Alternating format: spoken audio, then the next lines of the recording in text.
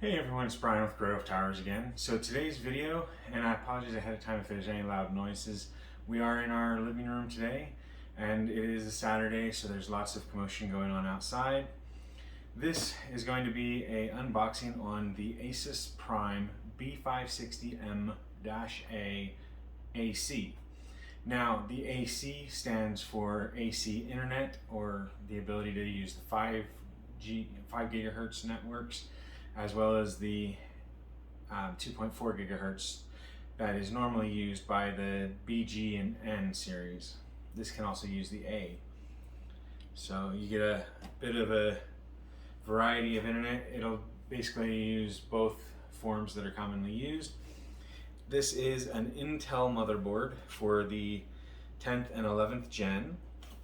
On the box it does also specify that it is Windows 11 ready, PCIe 4.0 slots and technology. So as long as you're using an 11th gen CPU on it, it will give you PCIe 4.0 speeds. But do keep in mind it is Intel 11th gen only. 10th gen will not give you PCIe 4. So yeah, came in a nice box here. It does state the specs. It looks like it can use up to DDR4 4800. It is DDR4, not DDR5 motherboard, because it is 10th and 11th gen, not 12th gen. You've got your USB ports and things like that. It really just comes down to what we actually get in the box to whether or not it's a good buy. This one, if I remember correctly, was about $60. It is a B series board, not a Z as in Z. Z boards or Z boards are capable of overclocking the CPU as well as the memory. B as in boy, which is what this one is only capable of overclocking the RAM, not the CPU.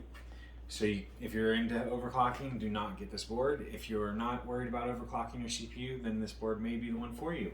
And to find out, let's take a look and see what we get. Now, this is a budget board. It does come with an Asus brand seal that I just broke. Let's take a look inside the box here.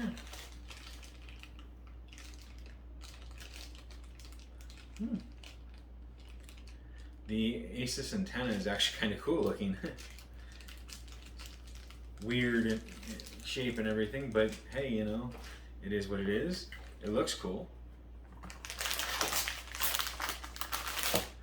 And we have the motherboard.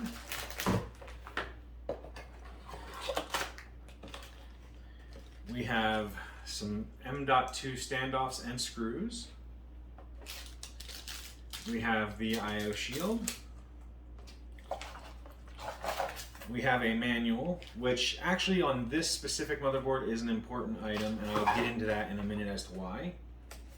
We have the DVD with the drivers on it, which honestly most systems don't have DVD or CD drives anymore. And we've got the quick little motherboard technical updates thing here. And we have 2 SATA cables.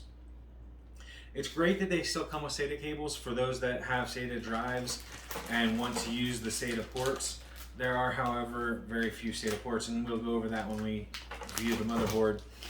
SATA is pretty much a dying technology, and I kind of wish that it would just kind of go ahead and finish off dying. That way we could switch over fully to the M.2 technology and just go with that. So I'm going to put this stuff back in here.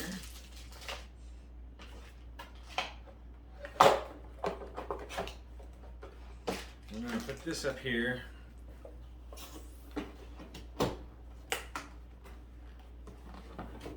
I'm just going to set this down while we take a look. And I promised that I'd get back to something, and I'm about to. So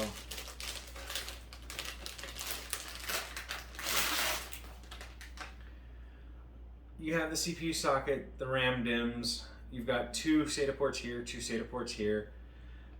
The part that I was getting back to though is the fact there are 2 M.2 drive slots. The one that has the heatsink from the manufacturer installed on it is actually PCIe 4.0 only. And what is important about that is not that it will only run PCIe 4 drives only, because it should run a PCIe 3 drive, but it will only function when it has a CPU that is PCIe 4 compatible. So you can only use this top slot if you have a 11th gen CPU in it. If you have a 10th gen CPU in it, it will not run the top slot. So make sure that if you are using a 10th gen CPU, that you install it in the lower half.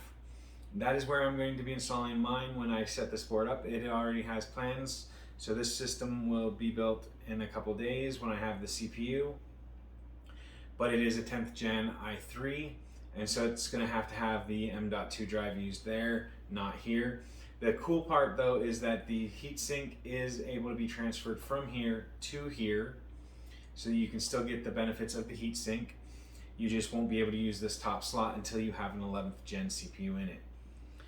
Now, back to the regular features of the motherboard. You do have the power supply connector for the power supply to the motherboard, and then you have a 4+4 or 8 pin for the CPU up here. You've got a CPU opt or optional plug header here, and then you've got the CPU fan header down here by the RAM. You do have RGB connectors here and here, so you do have the ability to plug RGB cases or light strips, things like that, into the motherboard and control it through the Asus Aura Sync. You have two USB 3.0 headers in the front. There is no USB-C headers up here or down here. I do see a fan header back here, a fan header up here for the optional, fan header here for the CPU, and then pretty much you're limited to the one down here and the one up here for the case fans. I do not see any additional ones. Now, I may be missing them. I'm partially blind, you know, I don't see things perfectly. So we do have the front header connections here. Like I said, there are two SATA ports down here and two SATA ports up front. I do like the fact that they added them here instead of up here for the vertical ones, because that way it's out of the way of the graphics card that you're using. You have, of course, your sound, and I see a USB connector here.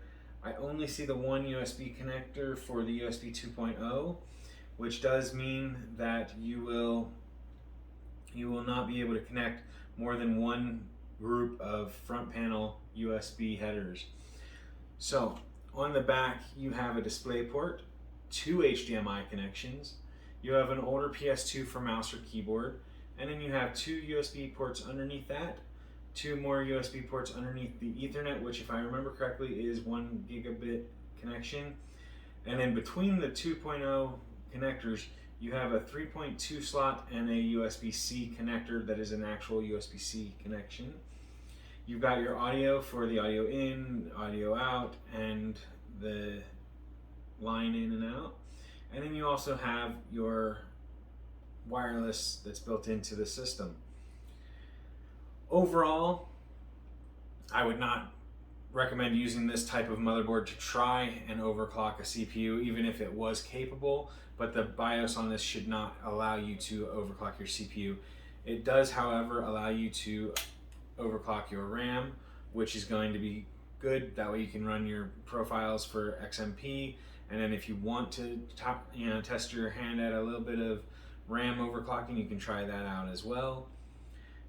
CPU socket is the LGA 1200, which is 10th and 11th gen.